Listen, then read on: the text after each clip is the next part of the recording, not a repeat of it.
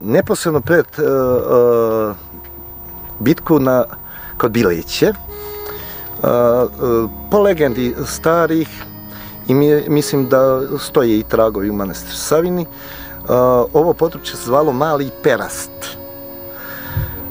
Posle bitke koja se nedaleko odavde odigrala, pretpostavlja se da se radi o ovoj Kraškoj uvali koja ima i najnižu tačku ovoga prostora 685 metara nadmorske visine i izginuća Turaka.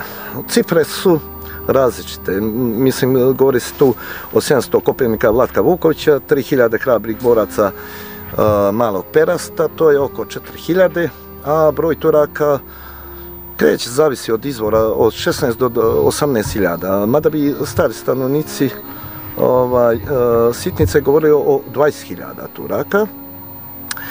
Sačekani su ovdje u ljutim klancima i jadikovcima i nijedan od njih se nije spasio. Govorimo o avgustu 1388. godine, to je skoro nepuno godinu dana prije bitke na Kosovu polju.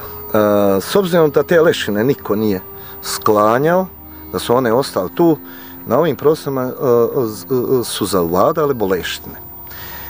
I stanovništvo tada napušta ove prostore, a kaže na ovome području caruju lešinari. Među lešinarima najviše bijaše vrana, kaže, koje razvlačiše meso i kosti turske, pa Mali Perast se prezva u Vranjska.